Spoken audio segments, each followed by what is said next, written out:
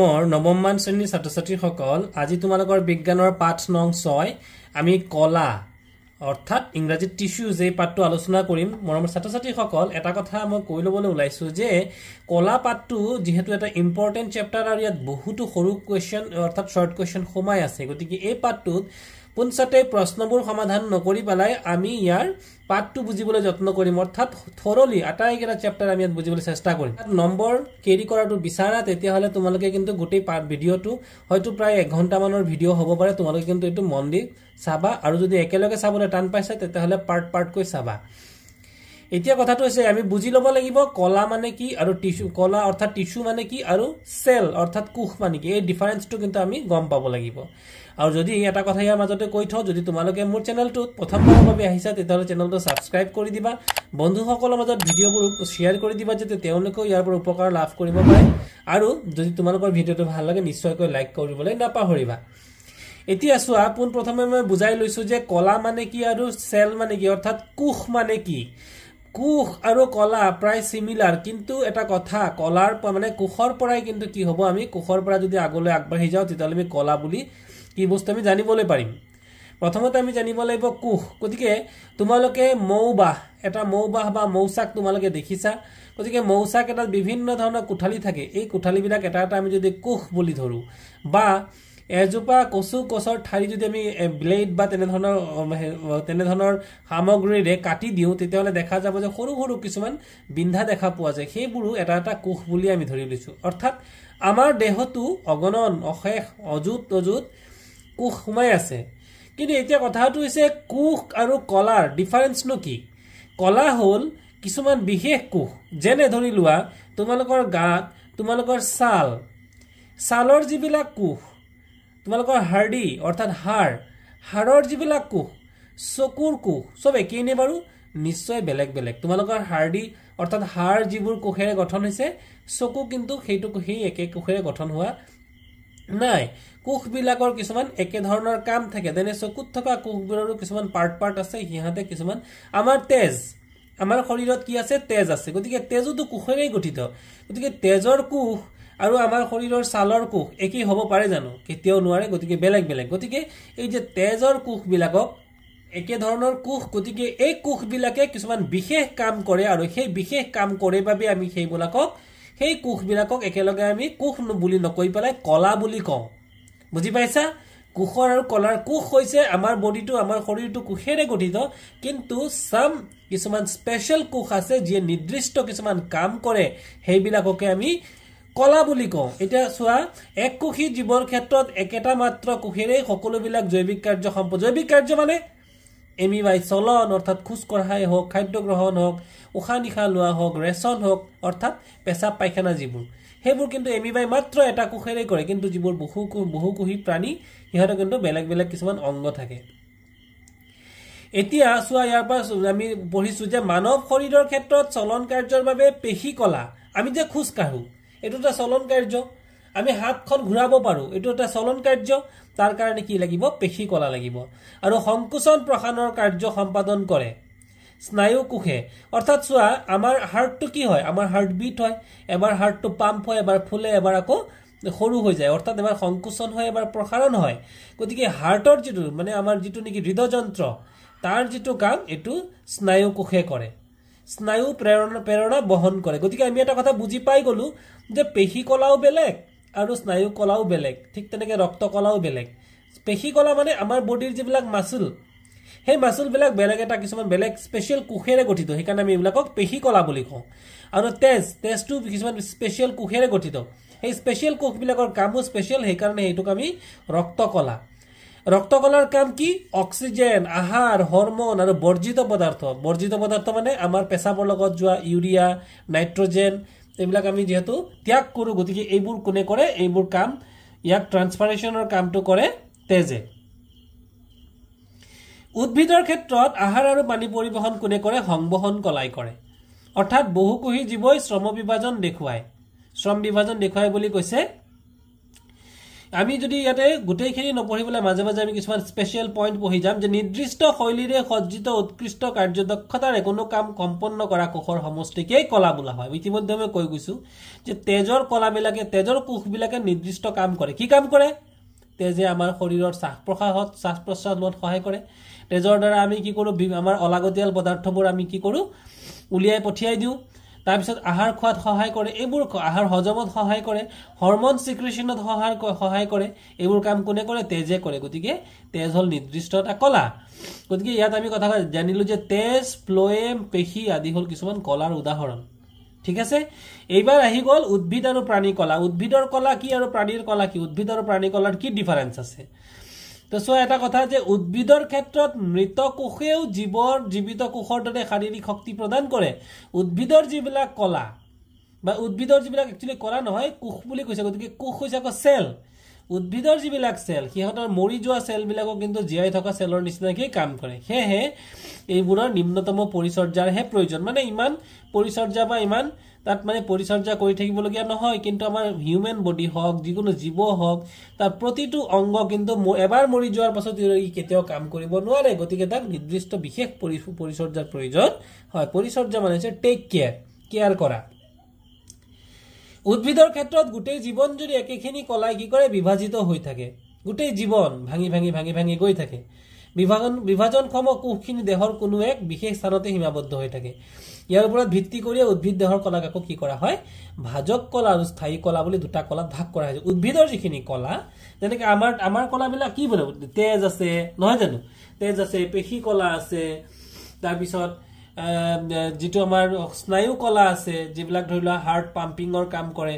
কিন্তু উদ্ভিদৰ ক্ষেত্ৰতো ভাজক কলা আৰু স্থায়ী কলা বুলি দুই ধৰণৰ কলা পোৱা যায় এতিয়া আমি পঢ়িম যে উদ্ভিদ এবাৰ আমি ইতিমধ্যে বুজি গলো যে কলা আৰু কোষৰ পাৰ্থক্য কি নহয় জানো যে কোষ হল আমাৰ শৰীৰ গঠনকাৰী যিবিলাক সৰু সৰু ক্ষুদ্ৰ আমাৰ যিবিলাক সেল বা সেইবিলাকে হৈছে কোষ যিবোৰত আমাৰ শৰীৰটো গঠন হয় কিন্তু কলা হল স্পেশাল কিছুমান কোষ যিবিলাকে স্পেশাল কিছুমান কাম কৰে যেনে তেজ যেনে পেশী কলা যেনে স্নায়ু কলা নহয় নে বাৰু গতিকে আমি ডিফাৰেন্সটো আশা কৰিছো বুজি পাইছো এইখিনি বুজি যোৱাৰ লগে লগে আমি পাঠটোলৈ আগবাঢ়িব পাৰিম মোৰ ছাত্ৰ ছাত্ৰীসকল উদ্ভিদ কলা অৰ্থাৎ ইংৰাজীত কোৱা হয় প্ল্যান্ট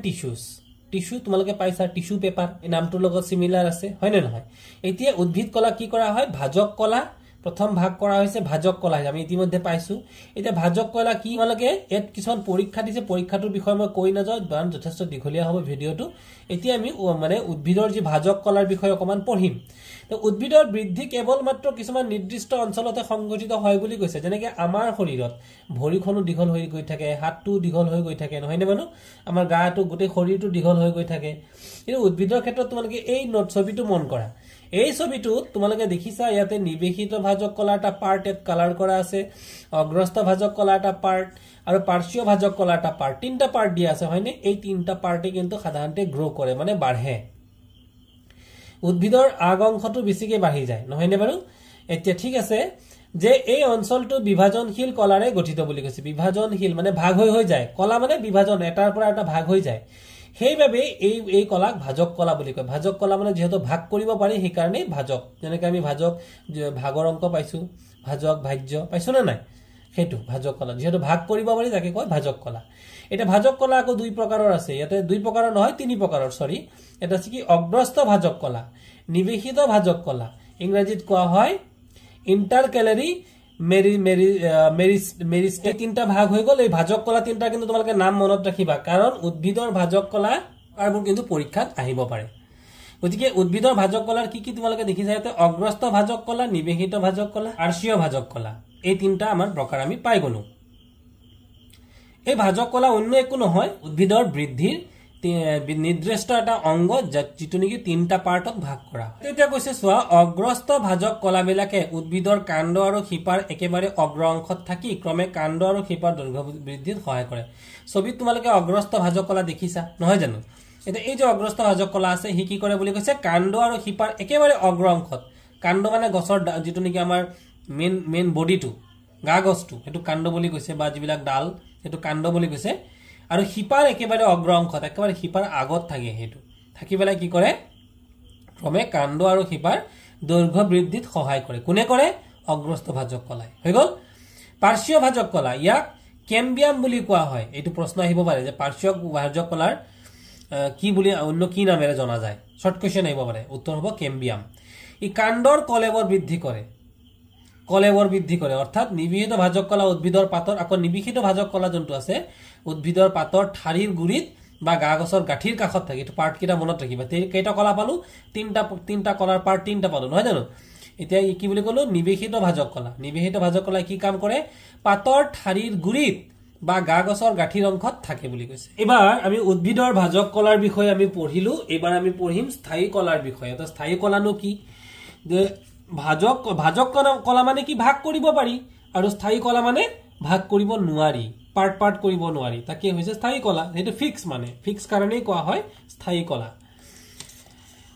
তো ইহিহতে পিছলে বিভাজন ক্ষমতা হেৰুৱাই এক বিশেষ ভূমিকা গ্ৰহণ কৰে বুলি কৈছে নহয় জানো আৰু কি বুলি কৈছে ইয়াতে যে এই প্ৰক্ৰিয়াত ভাজক কলাৰে কোষবোৰ হিহতে স্থায়ী আকাৰ আকৃতি ধাৰণ কৰি নিৰ্দিষ্টভাৱে কোনো কাৰ্য কৰিবৰ বাবে সাজু হৈ উঠে অৰ্থাৎ হিহতে ফিক্স হৈ যায় মানে আৰু ইয়াকে বিভেদন ডিফাৰেন্সিয়েশন বুলি কোৱা হয় ভাজক কলাৰ পৰা এনেদৰে বিভেদন ঘটি বিভিন্ন প্ৰকাৰৰ স্থায়ী কলাৰ গঠন হয় তোমালোকে মনত ৰাখিবা ভাজক কলাৰ পৰাহে কিন্তু স্থায়ী কলাৰ সৃষ্টি হয় মনত ৰাখিবা তাহলে ভাজক কলা পালো স্থায়ী কলা পালো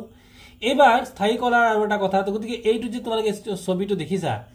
এটো কাণ্ডৰ প্ৰস্থচ্ছেদ আমি পঢ়িলো এখিনি গতিকে এবাৰ স্থায়ী কলাৰো আকৌ কি আছে ভাগ আছে স্থায়ী কলাৰ কি ভাগ আছে প্ৰথম ভাগটো হৈছে সৰল স্থায়ী কলা অৰ্থাৎ ইংৰাজীত কব সিম্পল পাৰ্মানেন্ট টিস্যু ঠিক আছে এতিয়া এই কৈছে কি কোষবিলাকৰ কেইখাৰিমান লগ হৈ প্ৰাৰম্ভিক কলাৰ বন্ধনটো গঠন হয় এই কলাখিনিয়ে হল পেৰেনকাইমা এৰ মনত ৰাখিবা দেই এই যে সৰল স্থায়ী কলা বুলি কৈছে না নাই এইখিনি হল কিন্তু এটোৰ নাম কি ইয়াৰ নাম হৈছে পেৰেনকাইমা মনত ৰাখিবা পেৰেনকাইমা ওয়াৰ্ডটো পাইলে মই কিতাবটো আন্ডাৰলাইন কৰিবা কৰা নহল আৰু এইখিনি স্থায়ী কলা গতিকে তোমালোকৰ যদি পৰীক্ষাত প্ৰশ্ন আহে স্থায়ী কলাৰ উদাহৰণ দিয়া কি কবা পেৰেনকাইমা তুলনামূলকভাৱে এই কলাৰ কোষবোৰৰ কোষবেৰখন পাতল বেৰ বাউণ্ডাৰীটো বা সাইডৰ যিখন ওয়াল সেইখন কিছে পাতল এতিয়া ইয়াতে তোমালোক কি কৈছে কাণ্ডৰ প্ৰস্থচ্ছেদ এটো দেখুৱা হৈছে এটো পথালিকে এটা হৈছে কি তোমালোকৰ মানে উপৰৰ ফালৰ পৰা দেখাত কেনেকুৱা হ'ব এটো পথালিকে দেখিলে কেনেকুৱা হ'ব আৰু কিছুমান বডি পাৰ্টছৰ নাম দিছে যদি মই কালাৰ কৰি দিছো তোমালোকে এই নামবোৰ কিন্তু মনত ৰাখিবা কিহৰ নাম এটো সৰল স্থায়ী কলাৰ কেইটামান স্পেশাল নাম আৰু এই নামটো তোমালোকে ছবি আঁকিবা যত্ন কৰিবা আজৰি সময়ত ছবি আঁকিবা কাণ্ডৰুম বিজলুৱা পদাৰ্থৰ নলিকা এই যে দেখিছা এইটো ইয়াত যে সৰুকে গোলকে দেখিছা বিজলুৱা পদাৰ্থৰ নলিকা কিউটিক কল এই পাৰ্ট ওপৰৰ কোলা পাৰ্টটো কিউটিক কল বুলি কয় আৰু এবাৰ চোৱা এইটোত কি দিছে এটো এটা গছ ধৰিলা গছৰ ডাল এটা আমি কাটি দিলু এটা গছৰ ডাল নহয় একচুয়ালি এটো এটা কলা এই কলাটো এটা কলা যদি আমি কাটি দিও তাৰ ভিতৰটো কেনেকুৱা হ'ব যেহেতু আমি খালি চকুৰে নেদেখো এইবোৰ বস্তু বহুতে মাইনুট বহুত সৰু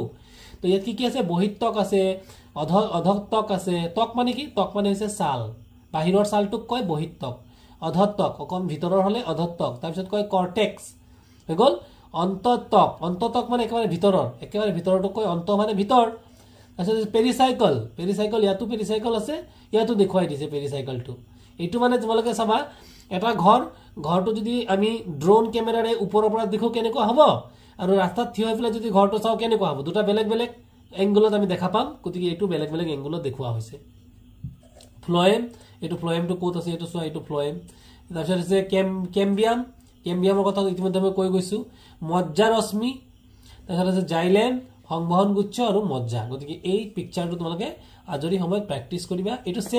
সেম দে বাট এংগলটো ডিফাৰেন্ট হ'ব ওকে এবাৰ আমি আহি গলো নেক্সট এটা কথা কৈছে যে সৰল স্থায়ী কলা ইহতৰ বিশেষত্ব নাথাকে এইবিলাক সজীৱ কোষ ইহতে মানে কি হৈছে জীবিত ইতিমধ্যে আমি পঢ়িছিলো যে উদ্ভিদৰ কোষবোৰে মৰি গলেও কাম কৰে বুলি কৈছিলে কিন্তু এইবোৰ কিন্তু ডাইৰেক্ট জীবিত সাধাৰণতে ইহতে পাতলকৈ সজ্জিত হৈ থাকে এইভাবে কোষবিলাকৰ মাজত সৰু বা ডাঙৰ কোষ মধ্যৱৰ্তী স্থান বিদ্যমান মধ্যৱৰ্তী স্থান মানে মাজৰ ঠাই ঠিক আছে কলাখিনিয়ে উদ্ভিদক শক্তি যোগায় কোনো ক্ষেত্ৰত এই কলাৰ কোষবিলাকে বত্ৰ হৈ থাকে বাবে ইহতে খালু সংশ্লেষণ কৰিব পাৰে কিছু জায়গা চোৱাচোন গছৰ ডালৰ মাজতো চাবা কিছুমান পাৰ্টত কি হয় হেউজিয়া পাৰ্ট এটা থাকে ইহতে কি কৰে খাদ্য প্ৰস্তুত কৰিব পাৰে ওকে এই কলাৰ কোষবিলাক বত্ৰ হৈ থাকে বাবে ইহতে খালু সংশ্লেষণ কৰিব পাৰে আৰু তেনেবিলাকক ক্লোৰেনকাইমা বোলে আমি ইতিমধ্যে আগত কি পালো পেৰেনকাইমা ঠিক আছে তোমালোকে মই এটা আন্ডাৰলাইন কৰি লবা মই আন্ডাৰলাইন কৰি দিবলৈ যত্ন কৰিছো এটো হৈছে আমাৰ ক্লোৰেনকাইমা ঠিক আছে আৰু এটো আছিল আমাৰ পেৰেনকাইমা তো এবাৰ কি কৰে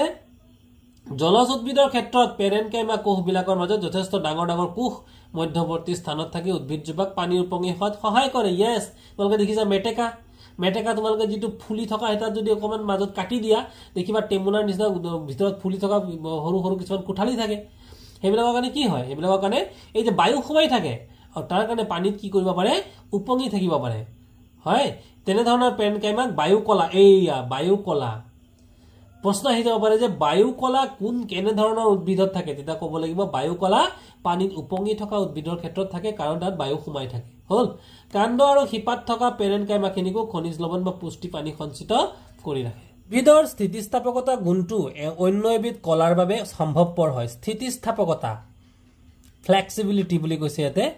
আৰু সেইবিধ কলাক কলেনকাইমা বোলে ফ্লেক্সিবিলিটি মানে কি বাৰু এই যে কিছুমান মানুহ কিছুমান যে এথলিট থাকে বডিটো যে যেনে তেনি ভাস কৰি দিব পাৰে নে নোৱাৰে আমি কি কওঁ বা মানুহটোৰ বডিটো বহুত ফ্লেক্সিবল দেই কওনে নকওঁ তাৰ মানে উদ্ভিদৰো কিছুমান অংগ থাকে ধৰা হেতু কি হৈ যায় যেনে তেনি ভাস কৰিব পাৰে কিন্তু ভাস কৰিলে ভাঙি না যায় সেইটো ক'ব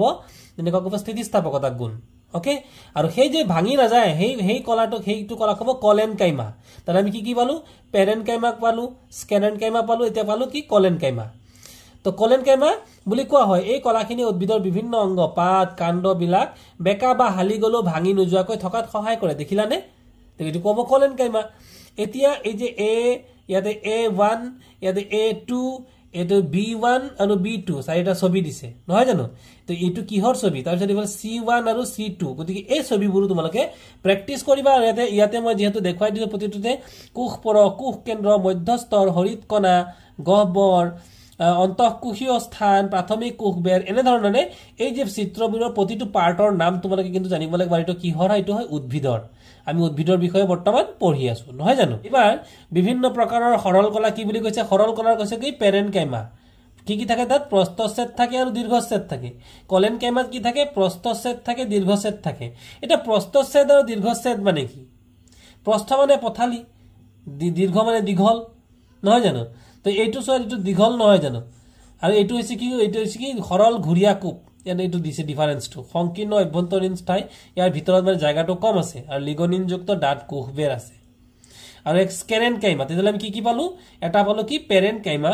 এটা পালো কলেনকাইমা আৰু এটা পালো স্কেৰেনকাইমা এই কাইমা কেটা কিন্তু তোমালোকে বহুত ভালকৈ মনত ৰাখিব লাগিব important questions will come from this chapter so now the next one is প্ৰস্থচ্ছেদ আৰু দীৰ্ঘচ্ছেদ ঠিক আছে এবাৰ সো এই কলাবিধে উদ্ভিদজোপা শাৰীৰিক শক্তি প্ৰদান কৰে আমি এই কলা কোনটো কলাই শাৰীৰিক শক্তি প্ৰদান কৰে বুলি ক'লে কলেনকাইমা ওকে আমি এই কলাখিনি গছৰ পাতৰ বৃত্তৰ তলত বিচাৰি উলিয়াব পাৰো এইবিধ কলাৰ কোষবিলাক সজীৱ দীঘলীয়া আৰু অনিয়মিতভাৱে কোষবেৰৰ চুকবিলাক ডাঠ সজীৱ হয় বুলি কৈছে জীয়াই থাকে দীঘলীয়া হয় বুলি কৈছে আৰু অনিয়মিতভাৱে কোষবোৰৰ চুকবিলাক ডাঠ বুলি কৈছে যেটো কোষৰ যিবিলাক চুক এইটো কোষ ধৰিলে এইটো এটা কোষ নহয় জানো এই কোষবিলাকৰ চুকবিলাক চোৱাচোন মন কৰাচোন মন অলপমান ডাঠ আছে ঠিক আছে এইবিধ কলাৰ কোষ মধ্যৱৰ্তী স্থান একেবাৰে কম অথবা নাথাকে কি নাথাকে বুলি কৈছে মধ্যৱৰ্তী স্থান মাজৰ ঠাইবিলাক খোলা খালি থাকে দেখিছেনে ওকে সো এইবিলাক তোমালোকে পিকচাৰবিলাক আঁকিবলৈ যত্ন কৰিবা এই কিহৰ ছবি এইবিলাক হৈছে আমাৰ কলেনকাইমাৰ ছবি কলেনকাইমা যেটো কোষ কাৰ প্ৰাণীৰ না উদ্ভিদৰ এইবিলাক তোমালোকে ছবি আঁকিবলৈ যত্ন কৰিবা মৰমৰ ছাত্ৰ-ছাত্ৰীসকল এইবাৰ অন্য এবিধ স্থায়ী কলা এটা স্থায়ী কলা বুলি কৈছিল আৰু ভাজক কলা বুলি কৈছিল নহয় জানো গতিকে আমি স্থায়ী কলা আৰু এটা কি বল স্থায়ী কলা কেটা কি হ'ব এটা হ'ব পেৰেনকাইমা এটা হ'ব কলেনকাইমা এটা হ'ব স্কেৰেনকাইমা তো যেটো নেকি আমাৰ কলেনকাইমাৰ কাৰণে কি হয় বাৰু গছৰ পাত হওক ঠাৰিবিলাক হওক ফ্লেক্সিবল হয় মানে বেকাবেকি হলেও বতাহত কি হৈ যায় ভাঙি না যায় হয়নে হেইটো ক'ব কলেনকাইমা এবাৰ হ'ব স্কেৰেনকাইমা কি বস্তু এই কলাবিধৰ বাবেই উদ্ভিদ দেহ কঠিন আৰু দৃঢ় হয় তাৰ মানে এটা চোৱা শালগছৰ আমি কি কৰো মানে ফাৰ্নিচাৰ বনাও বহুত টান নহয় জানো কিহৰ কাৰণে টান হৈছে এই যে স্কেৰেনকাইমা এইবিলাকৰ কাৰণে কাগজবিলাক টান হয় আমি নাৰিকলৰ বাকলি নিশ্চয় কি হৈ যায় দেখিছো এইখন হৈছে স্কেৰেনকাইমা কোষেৰে গঠিত নাৰিকলৰ বাকলিবিলাক টান হয়নে নহয় কলাবিধৰ কোষবিলাক মৃত কোষবেৰখনত লিগনিন এবিধ ৰাসায়নিক পদাৰ্থ যিয়ে কঠিন আৰু কাঠৰ দৰে লেকেটা লাগি থাকে এই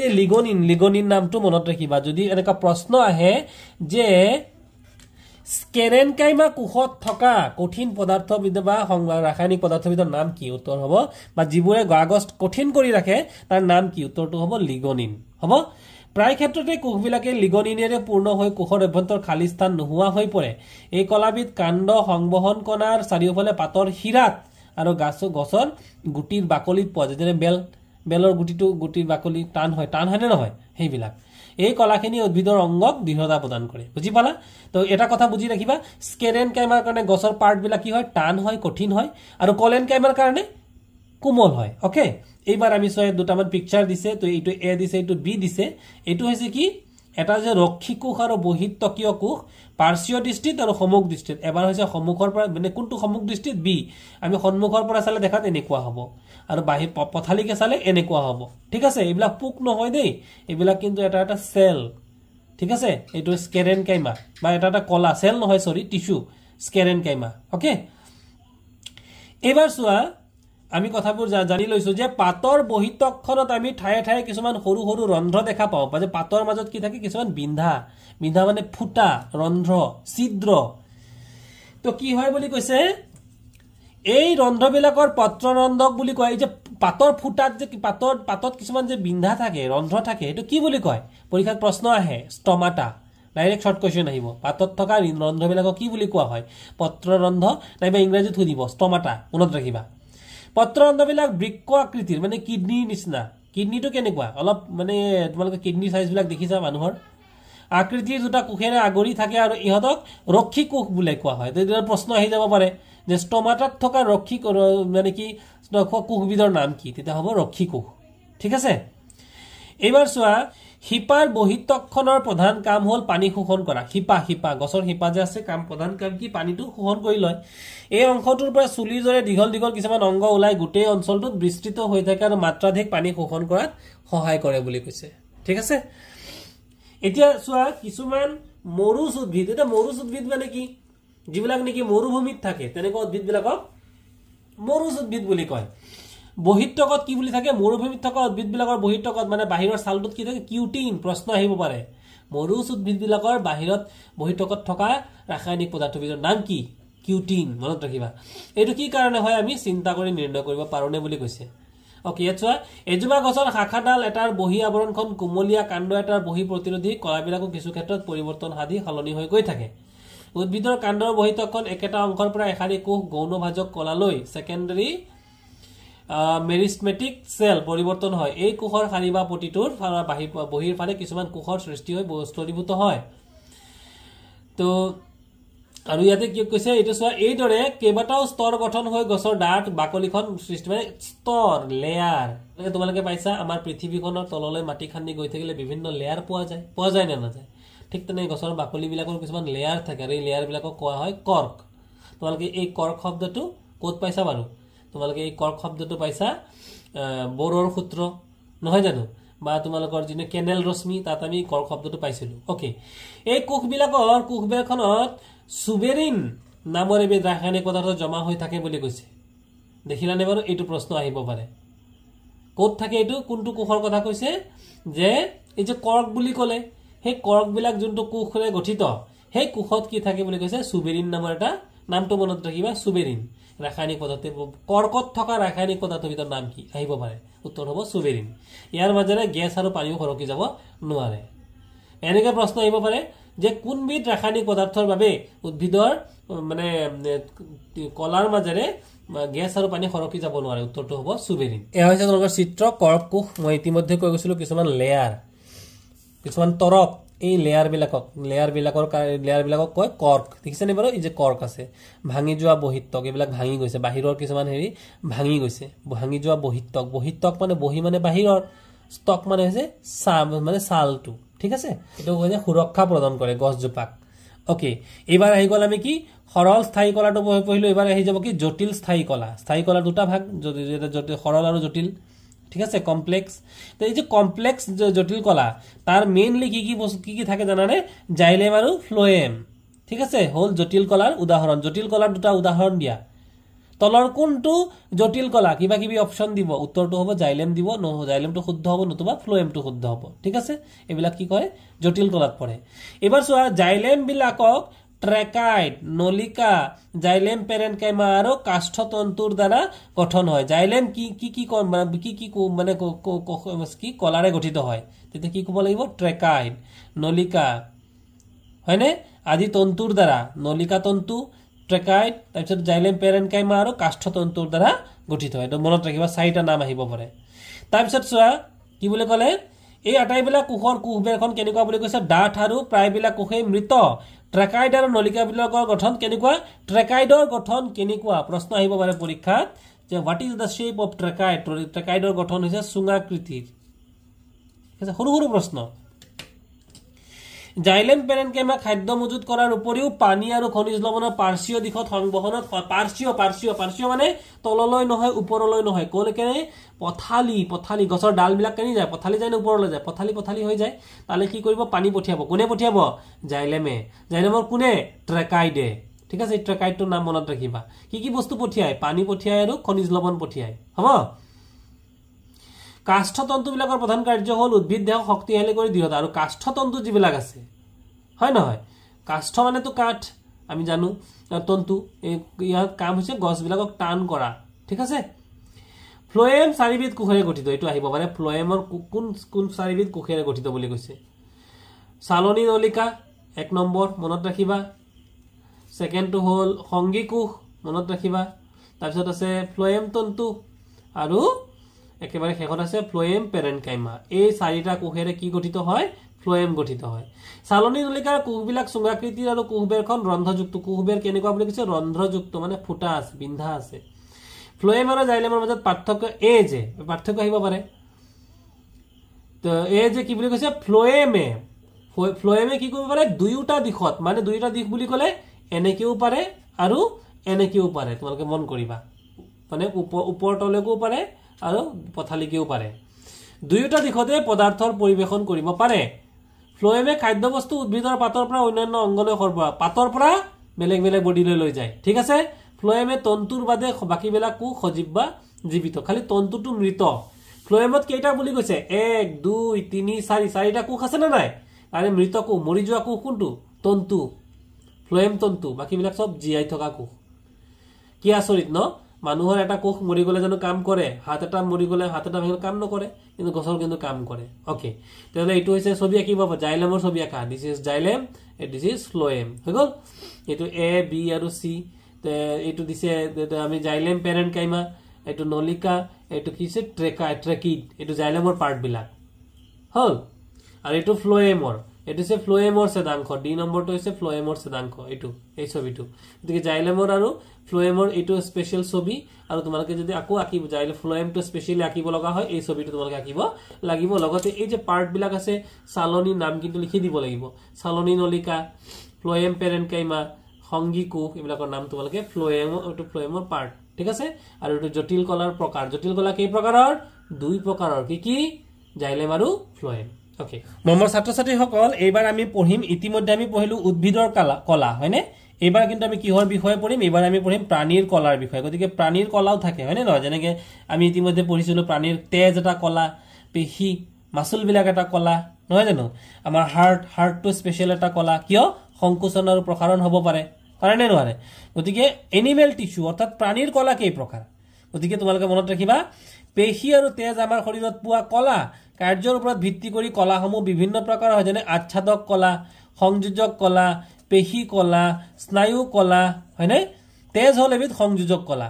তাহলে মেইনলি কলাবিলাক এনে কেইটা কলাৰ কেইটা ভাগ আছে বুলি কৈছে চাৰিটা ভাগ আছে আচ্ছাদক কলা সংযোজক কলা পেশী কলা স্নায়ু কলা এইকেইটা এই চাৰিটা ভাগ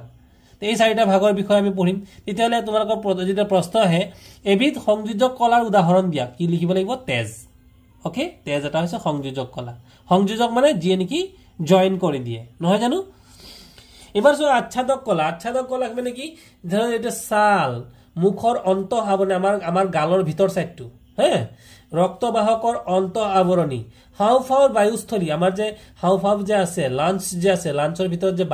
বায়ুটো জমা হয় হাওফাওৰ বায়ুথলী বৃক্ক নলিকাৰ বৃক্ক মানে হৈছে কিডনী অভ্যন্তৰীণ বেৰ কিডনীৰ ভিতৰ সাইডৰ যেটো বেৰ এইবিধ কলাৰে গঠিত কোনটো কলাৰে আচ্ছাদক কলাৰে ঠিক আছে এই কিন্তু এই পাৰ্টটো মনত ৰাখিবা কাৰণ মই দাগ মাৰি দিছো তোমালোকে নিশ্চয়কৈ ভিডিওটো পাবা প্ৰয়োজন হলে তোমালোকৰ ভিডিওটোৰ পৰা ফলো কৰি কিতাপবোৰত অকমান দাগ দি লবা কাট পেন্সিলেৰে দিবা ওকে এটা তোমালোকৰ সহায় হ'ব গতি ইয়াত মই দেখাই দিছো এটো হৈছে অৰক্ষিত পেশীতন্তু কোষ কেন্দ্ৰ বিভিন্ন ধৰণৰ দিছে পেশীতন্তুৰ অৱস্থান বিলাক দেখুৱাইছে এটো হৈছে কি চোৱাচোন এটো হৈছে আমাৰ কি এটো হৈছে আমাৰ ষ্টমাক যত নেকি আমাৰ খাদ্যটো প্ৰথম আমি খাই দিয়াৰ পাছত ইয়াতে আহি জমা হয় কিন্তু এইফালে লিভাৰ থাকিব অগ্নাশয় থাকিব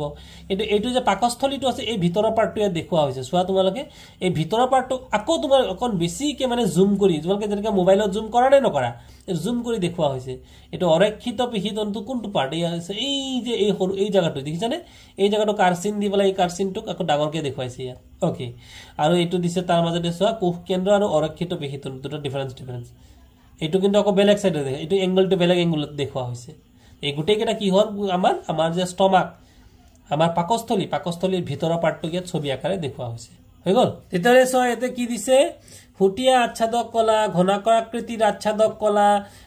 স্তম্ভাকৃতিৰ আচ্ছাদক কলা সিলিয়া যুক্ত বুলি কলে আৰু এটা আছে কি স্তৰীভূত ছটিয়া আচ্ছাদক কলা তাহলে আচ্ছাদক কলাৰ বিভিন্ন ধৰণৰ টাইপ দিছে নহয় জানো তাহলে এইটো দেখাত কেনেকুৱা বুলি কৈছে ছটিয়া আচ্ছাদক কলা ছটি মানে ধৰ ৰুটিখন কেনেকুৱা পাতল নহয় তেনেকুৱা আৰু ঘনকাকৃতিৰ ইয়াৰ আকৃতি কেনেকুৱা ঘনকৰ নিচিনা হেকানে কৈছে ঘনকাকৃতিৰ আচ্ছাদক কলা ওকে এইটো কি কেনেকুৱা ইয়াৰ সাইজটো স্তম্ভাকৃতিৰ স্তম্ভ মানে খুঁটা ওখ হেকানে কৈছে স্তম্ভাকৃতিৰ আচ্ছাদক কলা ইয়াক সিলিয়া যুক্ত ইয়াত মানে কি আছে সিলিয়া আছে আৰু এটো লাষ্টত কি আছে স্তৰীভূত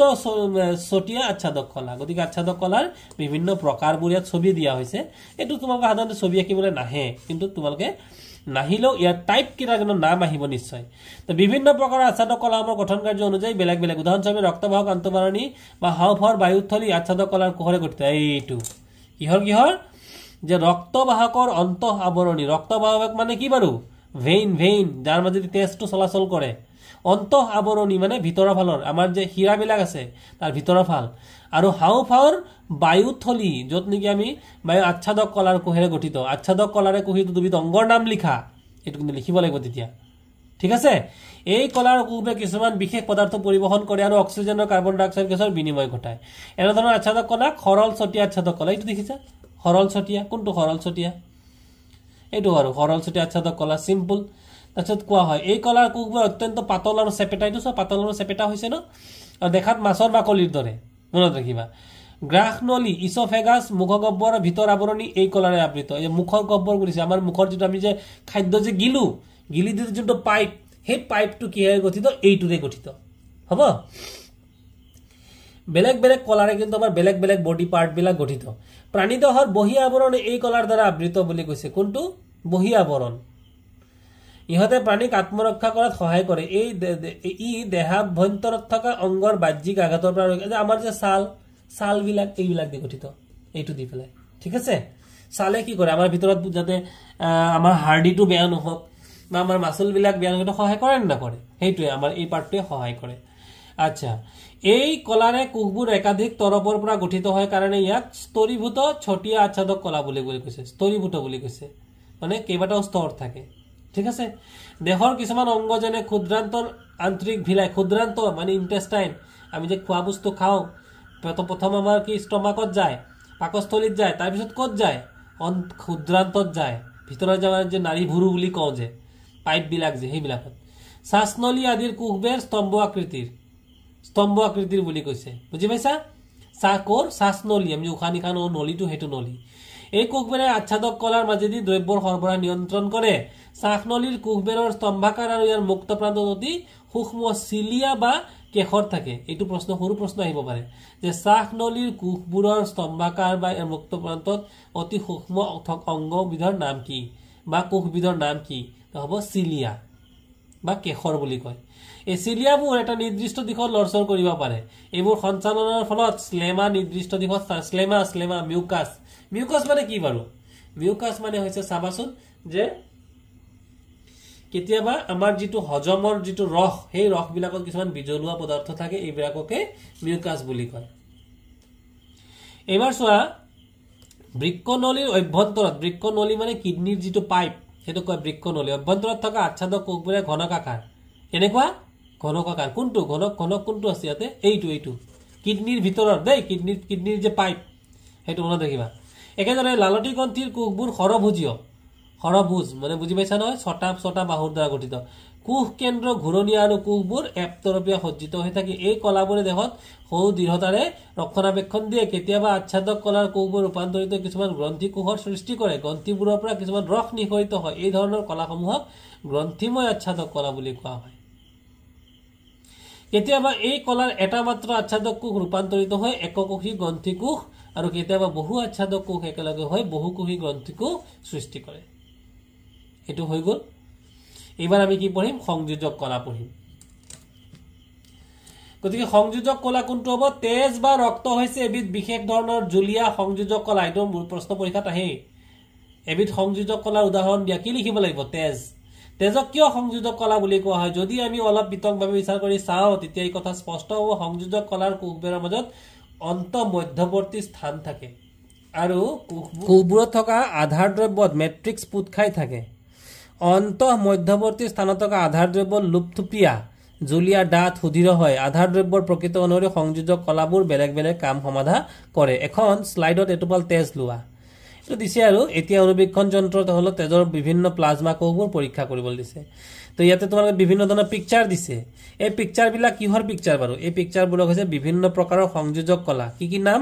এৰিউলাৰ কলা মেদ কলা অস্থি কলা অস্থি মানে হাৰ্ডি ঠিক আছে মেদ মানে চৰ্বি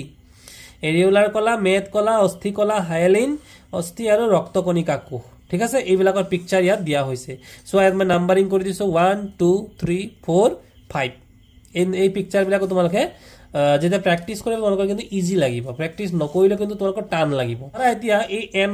নম্বৰটোৰ নাম কি এৰিউলাৰ কলা পৰীক্ষাত যদি প্ৰশ্ন আহে যে এৰিউলাৰ কলাৰ এটা চিত্ৰ আঁকিবলৈ বিভিন্ন অংগবোৰৰ নাম লিখা তেতিয়া এইবিলাক নাম লিখি দিব লাগিব যদি পৰীক্ষাত প্ৰশ্ন এটা মেদ কলাৰ চিত্ৰ আঁকা আৰু বিভিন্ন অংগ নামাঙ্কৰণ কৰা বা প্ৰশ্ন আহিব পাৰে মেদ কলাত থকা সৰু সৰু কোষবিধ কি কোষ কেন্দ্ৰ আৰু চৰ্বি এটা মনত ৰাখিব লাগিব ওকে তেজৰ অৰ্ধজলীয়া আধাৰ দ্ৰব্যক প্লাজমা অৰ্ধজলীয়া বুলি কৈছে মানে আধা জুলীয়া পুৰা জুলীয়া নহয় মানে পুৰা লিকুইড নহয় এটো কি বুলি কয় প্লাজমা বোলে প্লাজমাত বিভিন্ন ৰক্তকোষ যেনে লোহিত ৰক্তকণিকা ৰেড ব্লাড সেল আৰবিসি হয়নে তাৰ পিছত আছে শ্বেত ৰক্তকণিকা হোৱাইট ব্লাড সেল লিউকোসাইট আৰু অনুচক্ৰিকা মানে প্লেটেটস থাকে এবোৰ উপঙি থাকে বিভিন্ন প্ৰকাৰৰ প্ৰটিন লবণ হৰমন আদি ইয়াত থাকে তেজে অক্সিজেন কাৰ্বন ডাই অক্সাইড পাচিত খাদ্য হৰমন আৰু ৰেচন দ্ৰব্য আদি দেহৰ ভিতৰ এঠাইৰ পৰা আনঠাইলৈ পৰিবহন কৰে আমাৰ যে অক্সিজেন হক কাৰ্বন ডাই অক্সাইড এইবিলাক কোনে অনা নিয়া কৰে তেজে কৰে পেছাব পায়খানা যে পেছাব যে আমি কৰো কোনে কৰে হেবিলাক তেজৰ দ্বাৰাই হয় অন্য এক প্ৰকাৰৰ সংযোজক কলা হল অস্থি গতিকে আৰু এক প্ৰকাৰৰ সংযোজক কলা এটাটো তেজ আৰু এটা অস্থি মানে হাৰ্ডি বোন অস্থিসমূহে পানী দেহৰ ভাৰ বহন কৰে তথা দেহৰ প্ৰকৃতি আকৃতি প্ৰদান কৰে দেহৰ পেশীসমূহ অস্থিৰ লগত সংযুক্ত হৈ পানীৰ বিভিন্ন অংগ প্ৰত্যংগ সৃষ্টি কৰে এই কলাবিধ কঠিন শক্তিশালী আৰু অস্থিস্থিতিস্থাপক অস্থিসমূহৰ এনে ধৰ্মৰ বাবে কি সুবিধা হয় বুলি কৈছে মানে কি হয় আমাৰ হাৰ্ডিবিলাক কি কৰিব পাৰো আমি গাঠি থাকে না থাকে গাঠি মুভমেন্ট কৰিব পাৰো অস্থিত থকা অস্থি কোষবোৰ ক্যালসিয়াম আৰু ফসফৰাছযুক্ত অজৈব লৱণেৰে গঠিত আধাৰ দ্ৰব্যত পুত খাই থাকে এডাল অস্থিক আন এডাল অস্থিৰ লগত সংযোগ কৰি বান্ধি ৰখা আনবিধ সংযোজক কলা লিগামেন্ট এই যে লিগামেন্ট শব্দটো মনত ৰাখিবা important question will come from here ligament আঠুত যে আমি যে জয়েন্ট থাকে আঠুৰ যে ঘিলাত কি থাকে লিগামেন্ট যাৰ কাৰণে আমি আঠুটো ভাঁজ কৰিব পাৰো কিলাকুটিৰ আমি ভাঁজ কৰিব পাৰো কি থাকে লিগামেন্ট স্থিতিস্থাপক পেশীবোৰক অস্থিৰ লগত বান্ধি ৰখা আনবিধ সংযোজক কলা হল টেন্ডন আকৌ এটা সংযোজক কলাৰ নাম কি টেন্ডনসমূহ শক্তিশালী আৰু সামান্যভাৱে লেহুকা অহিয়া কলাৰে গঠিত মানে আহৰ নিচিনা আন এবিধ সংযোজক কলা হল উপাস্থি গতিকে সংযোজক কলাবিলাক কি চোৱা মই কেনে কি কৰিছো ৰাউন্ড কৰি দিছো চোৱা অস্থি টেন্ডন উপাস্থি এৰিউলাৰ এইবিলাক সব কি সংযোজক কলা মেদ কলা এইবিলাক সব সংযোজক কলা এৰিউলাৰ কলাসমূহ আন এক শ্ৰেণীৰ সংযোজক কলা দেখিছানে এইবোৰ কলা ছাল উপাস্থি পেশীৰ মাজত ৰক্তনলী আৰু স্নায়ুৰ চাৰিওফালে আৰু অস্থিমজ্জাত পোৱা যায় বুলি কৈছে ইহঁতৰ কাম কি ইহঁতে কলাৰ ক্ষত অংশ মেৰামতি কৰে কলাটো যদি বেয়া হৈ যায় হেদাকো ৰিকভাৰি কৰে তাৰপিছত মেদ কলা নহয় জানো মেদ কলা এইটো এটা কলা আমাৰ দেহৰ চৰ্বি সমূহ ক'ত জমা হয় আমাৰ ছালৰ তলত অভ্যন্তৰীণ অংগৰ চাৰিওফালে মেদ জমা হৈ থকা কলাকে মেদ কলা বোলা হয় এই কলাৰ কোষবোৰ চৰ্বিৰে ভৰি থাকে ইয়াৰ উপৰি এই কলাবোৰ দেহৰ অপক্ষয় ৰোধ কৰি তাপ অন্তৰক থাৰ্মো ইনসুলাৰ কাম কৰে এটো হৈ গল সংযোজক কলা আমি পঢ়িলো এবাৰ আমি কি পঢ়িম পেশী কলা পেশী মানে আমাৰ মাসল বিলাক পেশী কলা হ'ব কিছুমান দীঘলীয়া কোষেৰে গঠিত বুলি কৈছে কেনেকুৱা দীঘলীয়া ইয়াকে পেশী তন্তু বুলিও কোৱা হয় গতিকে তোমালোকে কি পালা এ বি আৰু সি তিনটা ছবি আছে এটো এ এটো বি এটো সি কিহৰ ছবি বিভিন্ন প্ৰকাৰৰ পেশী তন্তু পেশী কলাৰ ছবি এইবিলাক মাসুল দেখিছানে এইবিলাক মাসুলৰ ছবি এতিয়া এইবিলাক মাসুল মানে কি সৰু সৰু কলা যিবিলাক আমি একেবাৰে চকুৰে নেদেখোৱে কিন্তু তাৰ পিকচাৰটো কেনেকুৱা হ'ব দিছে তো কেনেকুৱা দিছে যে সংকোচন আৰু প্ৰসাৰণ কাৰ্য সম্পন্ন কৰে কোনে কৰে পেশী কলাই ঠিক আছে আমি কেতিয়াবা কিছুমান পেশী ইচ্ছামতে সঞ্চালন কৰিব পাৰো ইচ্ছা কৰিলে আমাৰ হাতখন বা ভৰিখন সংকুচিত বা প্ৰসাৰিত কৰিব পাৰো হাতখন মেলি দিব পাৰো নোৱাৰো জানো প্ৰাণীৰ ইচ্ছামতে সংকুচিত কৰিব পাৰিবাবে এই পেশী ঐচ্ছিক এই পেশী ভলুন্টাৰী মাসল বুলি এই পেশীসমূহ অন্তঃকংকালৰ অস্থিৰ লগত সংযুক্ত হৈ প্ৰাণীটোৰ চলনত সহায় কৰে হে ইহঁতক কংকাল পেশী বুলি কয় স্কেলেটেল টিস্যু বুলি কয় অন্তঃকংকাল মানে হাৰ্ডিৰ লগত মানে জয়েন হৈ থাকে ঠিক আছে আমাৰ যিবিলাক মাসল বিলাক কিন্তু হাৰ্ডিৰ লগত জয়েন হৈ থাকে অনুবীক্ষণ যন্ত্ৰৰ সহায়ত পৰীক্ষা কৰিলে দেখা যায় পেশীসমূহত কিছুমান অনুপস্থ স্বচ্ছ আৰু অস্বচ্ছ পথালি ৰেখা থাকে অস্বচ্ছ মানে কি বুলি স্বচ্ছ মানে যাৰ মাজেৰে পোহৰ পাৰ হ'ব পাৰে অস্বচ্ছ মানে যাৰ মাজেৰে পোহৰ পাৰ হ'ব নোৱাৰে ঠিক আছে আৰু হৈছে অনুপস্থ স্বচ্ছ মানে অলপ পাৰে তেনেকুৱা কিবা এটা হ'ব ৰেখাবোৰক কি বুলি কৈছে স্বচ্ছ ৰেখাবোৰক লাইট বেণ্ড বুলি কয় আৰু যিবিলাক নেকি অস্বচ্ছ ৰেখাবোৰক ডাৰ্ক বেণ্ড বুলি কয় গতিকে লাইট বেণ্ড আৰু ডাৰ্ক বেণ্ড ইয়াতে প্ৰশ্ন আহিব পাৰে যে তোমালোকৰ যে পেশী কলাত থকা স্বচ্ছ আৰু অস্বচ্ছ কোষবিলাকক কি নাম দিয়া হয় এটা হৈছে ডাৰ্ক বেণ্ড আৰু এটা হৈছে লাইট বেণ্ড ঠিক আছে এই পেশীৰ কোষবিলাক দীঘলীয়া চুঙাকৃতি আৰু শাখাহীন দীঘলীয়া হয় বুলি কৈছে চুঙাৰ নিচিনা হয় আৰু শাখাহীন মানে তাৰ ঢাল ঠেঙুলি নাই মানে হ'ব এবাৰ চোৱা অনৈচ্ছিক পেশীৰ কথা কৈছে ইহঁতৰ কোষবিলাক দীঘল মাকু সদৃশ একোটা কোষত এটা মাত্ৰ কোষ কেন্দ্ৰ অনৈচ্ছিক যেটো আমাৰ ইচ্ছামতে নচলে মানে যেনে কি চকুৰ আইৰিছ আমি যে চকুৰ পতা যে মাৰি থাকো এটো অটোমেটিক হয় নে নহয় আমি তো নিজে ইচ্ছা কৰি বাৰে বাৰে নকৰো হেতু হ'ব অনৈচ্ছিক ঠিক আছে জৰায়ু তোমালোকে এটো আপাৰ ক্লাছত গলে বা আগলৈ তোমালোকে বায়োলজি পঢ়িলে ইয়াৰ বিষয় বিখত জানিবা যে কেনেকৈনো এটো সংকোচন প্ৰসাৰণ হ'ব পাৰে গতিকে হেতু আমাৰ কিন্তু ইচ্ছাৰ ওপৰত নহয় তাৰপিছতে হাউফাউৰ ব্ৰংকাই হাউফাউ মানে হৈছে আমাৰ লাঞ্চত এটা ব্ৰংকাই নামৰ পাৰ্ট আছে এটো কিন্তু আমাৰ ইচ্ছাৰ দ্বাৰা কিন্তু সংকোচন আৰু প্ৰসাৰণ নহয় হেকাৰণে যেহেতু আমাৰ ইচ্ছাৰ দ্বাৰা নহয় হেকাৰণে কোৱা হয় অনৈচ্ছিক পেশী ঠিক আছে তাৰ পিছত কি যে প্ৰাণীৰ হৃদযন্ত্ৰটো অনবৰতে সংকোচন আৰু প্ৰসাৰণ হৈ থাকে গতিকে হৃদযন্ত্ৰটো কি হ'ব এই পেশীসমূহ হৈছে হৃদপেশী ইয়াত অন্তবোৰ শাখা বিশিষ্ট চুঙাকৃতিৰ আৰু কোষ কেন্দ্ৰযুক্ত হৃদপেশীবোৰ এক প্ৰকাৰৰ অনৈচ্ছিক পেশী আমাৰ হাৰ্ট যে চলে আমাৰ ইচ্ছামতে চলে নেকি গতিকে এটো হ'ব অনৈচ্ছিক পেশী এবাৰ আহি গ'ল আমি স্নায়ু কলা মানে নাৰ্ভ টিস্যুজ ফাইনেল ওকে সংযোজক কলা পঢ়িলো পেশী কলা পঢ়িলো স্নায়ু কলা এবাৰ আমি পঢ়িম গতিকে স্নায়ু কলাত কি হয় যেটো চোৱা যে মস্তিষ্ক মানে আমাৰ ব্ৰেইন স্নায়ু ৰজ্জু স্পাইনেল কৰ্ড ক'ত থাকে আমাৰ পিঠিৰ ফালে আমাৰ ডিঙিৰ তলফালে ডিঙিৰ লগত সংযুক্ত হৈ থাকে স্পাইনেল কৰ্ড বুলি কয় আদি এইবোৰ কোষেৰে গঠিত এনে ধৰণৰ কোষবোৰক স্নায়ু কোষ নাৰ্ভ সেল বা নিউৰন আৰু কলাবোৰক স্নায়ু কলা বুলি কোৱা হয় নিউৰন প্ৰধানতঃ কোষ দেহ আৰু স্নায়ু প্ৰবৰ্ধ নিউৰন কিহেৰে গঠিত প্ৰশ্ন আহিব কোষ দেহ আৰু স্নায়ু প্ৰবৰ্ধ এখানে মই ৰঙা কালাৰ টিক কৰি দিছো ঠিক আছে কোষ দেহত এটা ডাঙৰ কোষ কেন্দ্ৰ নিউক্লিয়াছ থাকে বুলি কৈছে আৰু লগতে জানিব লাগিব কোষ দেহৰ পৰা এডাল দীঘল নলিসদৃ সাইটোপ্লাজমৰ স্নায়ু প্ৰবৰ্ধ ওলাই ইয়াক কি বুলি কয় একচন বুলি কয় এই নামটো আহিব কিন্তু একচন আৰু ডেনড্ৰাইট ইয়াৰ উপৰি কোষ দেহৰ পৰা কিছুমান ছুটি আৰু শাখা প্ৰশাখযুক্ত স্নায়ু প্ৰবৰ্ধ ওলাই এইবোৰক ডেনড্ৰাইট বোলে এটা নিউৰন প্ৰায় কিমান মিটাৰ 1 মিটাৰ দীঘল পৰ্যন্ত দীঘল গতিকে এটো প্ৰশ্ন পৰীক্ষাত আহে যে এটা নিউৰন কিমান দীঘল 1 মিটাৰ মনত ৰাখিবা নিউৰনত থকা একচন ডেনড্ৰাইট আদি স্নায়ু প্ৰবৰ্ধবোৰ সংযোজক কলাৰ দ্বাৰা আবৃত হৈ এডাল স্নায়ু গঠিত গতিকে নিউৰন বিলাকক কি হয় সংযোজক কলাৰ দ্বাৰা মানে জয়েন হৈ থাকে গতিকে এটো নিউৰনৰ চিত্ৰ দেই এই যে একচন এটো কৈছে এটো ডেনড্ৰাইট হল নিউৰন মানে কি নাৰ্ভ বিলাক আমাৰ বডি যিবিলাক নাৰ্ভ তাতে এটা কি থাকে বুলি কৈছে নিউক্লিয়াছ থাকে বুলি মনত ৰাখিবা এই ছবিটো কিন্তু কেতিয়াবা আহে স্নায়ু কোষৰ চিত্ৰ ইম্পৰ্টেন্ট ওয়ান এই ছবিটো আহে কিন্তু এই কলা হল একে গঠন আৰু কাৰ্য কৰা কোষৰ সমষ্টি নহয় জানো তাৰপিছত পেৰেনকেমা কোলেনকেমা আৰু স্কেৰেনকেমা এই তিনবিধ হৈছে সৰল স্থায়ী কলা তিনিবিধ সৰল স্থায়ী কলাৰ নাম হল পেৰেনকেমা কোলেনকেমা স্কেৰেনকেমা জাইলেম আৰু ফ্লোয়েম হল জটিলৰ প্ৰকাৰ হল জাইলেম আৰু ফ্লোয়েম প্ৰাণীকলাক আচ্ছাদক সংযোজক পেশী আৰু স্নায়ুকলা এটা ভাগত চাৰিটা ভাগ কেইটা ভাগ কৰা হৈছে চাৰিটা ভাগত আকাৰ আৰু কাৰ্যপদ ভিত্তি কৰি আচ্ছাদকলাক ছটিয়া ঘনাকাকাৰ স্তম্ভাকাৰ চিলিয়াযুক্ত আৰু গ্ৰন্থি আচ্ছাদক হিচাপে বিভক্ত কেইটা ভাগ পাঁচটা ভাগ আমাৰ দেশৰ সংযোজক কলাসমূহ এৰিওলাৰ কলা মেদ কলা অস্থি টেণ্ডন লিগামেণ্ট উপাস্থি আৰু তেজ এটো কি বিলা কি সংযোজক কলাৰ উদাহৰণ আহিব মোস্ট ইম্পৰ্টেন্ট কোৱেশ্চন ৰেখিত পেশী অৰেখিত পেশী আৰু হৃদ পেশী আদি হল পেশী কলা গতিকে পেশী কলাৰ ভাগ